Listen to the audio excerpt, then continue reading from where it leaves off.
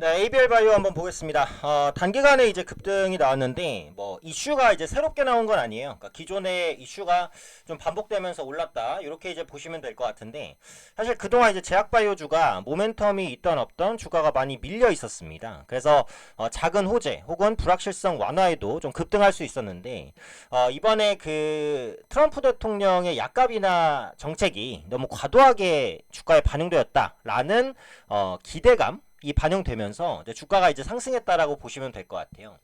그러니까 트럼프 대통령이 지금 약가 인하 정책을 강력하게 추진하고 있잖아요. 그래서 미국 내에서 처방약 가격을 다른 국가와 비슷한 수준으로 인하한다라는 행정명령에 서명을 했습니다. 이게 최악의 경우에는 미국 처방약 가격이 최대 80%까지 내릴 수 있다라는 우려가 제기가 됐어요. 약가 인하는 이제 제약사 실적 악화로 좀 이어질 수 있는 부분이죠. 다만 이에 대한 우려감이 너무 과도하게 반영됐다. 이런 그 얘기들을 좀 나오고 있고, 셀트리온에서는 이제 약가인한 셀트리온의 기회가 된다. 이런 언급도 있었고, ABL 바이오 같은 경우에는 지금 기술 이전 계약 관련된 모멘텀이 이 약가이나 이슈 때문에 너무 가려져 있다 보니까 이 부분이 다시 한번 부각되면서 주가가 급등한 그런 부분이었습니다. 그래서 트럼프 약가이나 관련된 리스크도 이제 조금씩 이제 반영이 이미 선반영이 되고 이제 불확실성이 좀 익숙해지는 그런 환경까지 접어들었다. 이렇게 이제 보시면 될 것 같고요. 특히 ABL 바이오 같은 경우에는 기술 수출 관련된 모멘텀이 굉장히 강하죠. 그래서 종근당과 유한양행, ABL 바이오, 알테오젠 모두 다 이제 기술료 수익 관련된 그 부분들이 들어온다라는 이슈입니다. 그래서 ABL 바이오 같은 경우 지난달 체결된 GSK 대상 기술 수출 계약의 계약금 739억 원을 최근에 수령을 했습니다. 그래서 ABL 바이오는 GSK의 뇌전달 플랫폼 기술을 최대 3조 9천억 원, 거의 뭐 4조 원 규모로 기술 이전하는 계약을 체결을 했고요. 계약금 739억 원 포함해서 최대 1,480억의 계약금 그리고 단기 기술료를 수령하게 됩니다. 네, 여기서 끝이 아니죠. 네, 복수의 프로그램에 대한 개발 허가 그리고 상업 화성 공식 마일스톤으로 최대 4조 원까지 받게 될 수 있다라는 부분입니다. 제가 ABL 바이오는 그동안 많이 말씀을 드렸어요. 신약도 중요한데 그 개발된 신약 혹은 개량 신약 이런 부분들을 어떻게 전달할 것이냐, 이 전달 플랫폼 업체들이 굉장히 몸값이 좀 높아지고 있다라는 말씀을 드렸는데, 이 ABL 바이오 같은 경우에도 이 전달 플랫폼 기술을 가진 업체 중에 하나입니다. 그래서 제약바이오 업계에서 계속 주목받았는데 약간이나 이슈라든지 아니면 방산이라든지 조선주가 강세를 보이다 보니까 제약바이오주가 그동안 좀 소외되어 있었어요. ABL 바이오도 그런 부분 때문에 주가가 가지 못하다가 오늘 제약바이오주가 강세를 보일 때 같이 급등했다라고 보시면 될 것 같습니다. 물론 이제 트럼프의 이제 약가 인하에 대한 우려 그 과도 반영 요 부분에 의해서 반등했다라고도 볼 수 있는데 한 가지 더 이슈가 있어요. 요거는 ABL 바이오에만 해당되는 건 아니고 전체적인 제약 바이오 업종에 해당되는 건데 세계 3대 암호화폐 아스코에 출격한다. 기술 수출 성과가 나올까? 요 부분이죠. 진짜 얼마 안 남았죠. 네, 30일부터 3일까지 시카고에서 개최가 됩니다. 미국 임상 종약학회는 세계 3대 암학회 중에 하나로 평가되기 때문에 시장에서도 굉장히 주목하는 학회라고 보시면 될 것 같아요. 그래서 온코닉 테라퓨틱스나 뭐 티움바이오를 비롯한 항암제 후보물질 임상 데이터도 소개가 될 것 같고요. 루닛도 바이오마크 플랫폼 연구 성과를 공개를 합니다. 지금 세계 3대 암학회에서 국내 제약바이오주의 그 역할이 계속해서 커지고 있어요. 그래서 ABL 바이오를 비롯한 제약바이오주가 움직일 수 있는 모멘텀이 형성이 된다라는 거죠.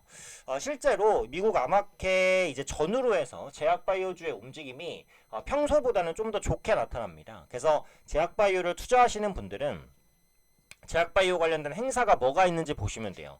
사실 굉장히 많아요. 1년에 10개가 넘습니다. 그래서 제약바이오 행사도 굉장히 수시로 진행이 되는데 그 중에서도 이제 미국의 이제 세계 3대 암학회죠. 세계 3대 암학회가 가장 주목을 받아요. 그 중에 하나가 ASCO이기 때문에 월말에서 이제 다음 달 초까지 제약바이오주가 좀 강한 흐름을 보일 가능성이 높다. 이렇게 보시면 될 것 같아요. 그래서 그 ASCO는 AACR 그리고 ESMO와 함께 세계 3대 암학회로 알려져 있습니다.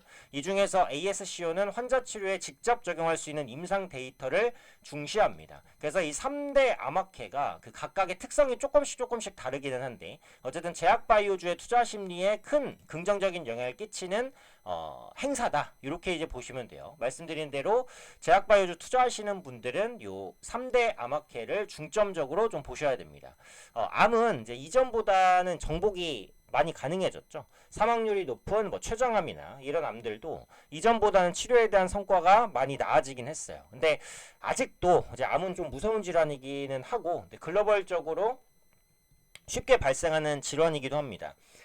한국 같은 경우에는 이제 죽기 전까지 암에 한 번 이상 걸릴 확률이 30%가 넘어요. 그만큼 대중적인 질환이라고 보시면 돼요. 보험도 암보험이 제일 흔하잖아요. 그래서 그만큼 암학회가 가지는 영향력이 크고 여기에 참여하는 업체는 물론이고 참여하지 않는 업체들도 일단 제약바이오주의 투자 심리가 개선될 때 같이 올라가는 부분은 있습니다. 그래서 그 부분을 좀 주목하시면 좋을 것 같고요. 그 다음에 요건데 그 한국은행의 금통위가 내일 모레 열려요. 기준금리 인하할까라고 기사에서는 적었지만 기준금리 인하 가능성이 굉장히 높습니다. 그래서 이번에 2.75%에서 0.25%포인트가 인하된 2.5%가 될 것 같아요. 물론 지금 그 가계부채 부담 때문에 금리를 팍팍 내리기는 좀 어렵습니다. 근데 이전보다는 내릴 수 있는 여건들이 형성이 많이 됐어요. 왜냐면 원달러 환율이 많이 내려왔잖아요. 달러 가치가 내려간다는 것은 금리 인하를 좀 더 편하게 할 수 있는 여건으로 작용합니다. 항상 금리 인하를 좀 못하는 이유가 한국의 돈, 그러니까 원화의 가치 하락으로 인해서 달러 가치가 올라가게 되면 달러 급등에 따른 수입 물가 부담이라든지 외국인 투자자의 국내 시장 이탈 이런 부분들이 우려스럽잖아요. 근데 트럼프 정부 집권 이후에 달러에 대한 신뢰가 크게 흔들렸어요. 그래서 당분간은 달러가 약세를 보일 가능성이 높습니다. 그러면 한국이 기준금리를 인하해도 원달러 환율이 급등할 가능성은 굉장히 제한적이에요. 그래서 좀 더 편하게 금리를 내릴 수 있다. 지금 경기가 안 좋고 좀 있으면 대선이 이제 진행이 돼요. 그러면 새로운 대통령이 나오면 경기 부양책을 강하게 걸겠죠. 그럼 금리 인하와 기조가 맞물립니다. 그 말은 뭐냐? 지금의 금리 인하가 일회성이 아니라 앞으로 계속해서 진행될 가능성이 높다라는 거예요. 자, 금리 인하의 대표적인 수혜주 뭐 있죠? 일단 증권주, 시장이 증권으로 오니까. 그 다음에 제약바이오주, 부채를 많이 쓰기 때문에 그렇습니다. 건설주, 역시 부채를 많이 쓰기 때문에 수혜주예요. 자, 그러면 금리 인하 대표 수혜주라고 볼 수 있는 증권주, 건설주, 제약주 중에 제일 못 간 게 뭐죠? 제약주입니다. 그죠? 건설주와 이제 증권주 많이 올랐어요. 증권주는 계속 강했고 건설주는 최근에 상당히 강했습니다. 현대건설 엄청 올랐죠. 근데 제약바이오주는 계속 밀렸다가 오늘 반등한 겁니다. 그죠?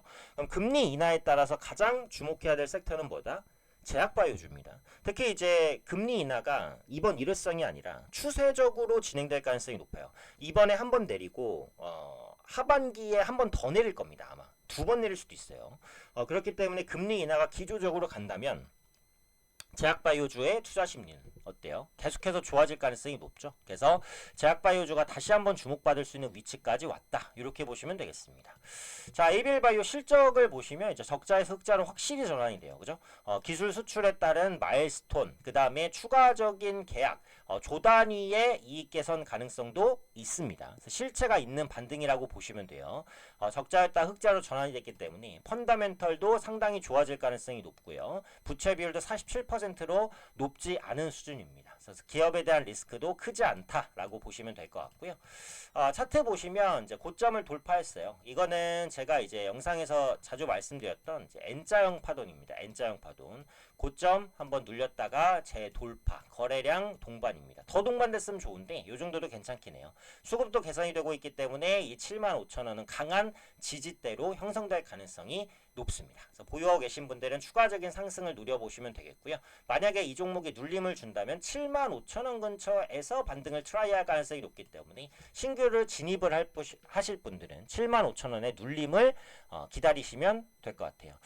다만 이제 에이벨바이오는 단기에 급등했으니까 조금 부담스럽다라고 하시는 분들은 제가 영상에서 자주 말씀드렸던 뭐 셀트리온이라든지 아니면 뭐 유한양행, 한미약품 이런 종목군들은 여전히 기술적인 부담이 적기 때문에 신규 진입이 좀 가능한 위치다. 그래서 제약바이오주 ASCO 금리 인하 기대감 충분히 부각되고 있으니까 다시 한번 상승할 수 있다. 제약바이오주를 매수하기에 좀 괜찮은 시기가 다가오고 있으니까요. 보유하고 계신 분들은 계속 보유하시면서 신규 종목 진입도 계속 트라이 해보시면 좋지 않을까 이렇게 판단됩니다.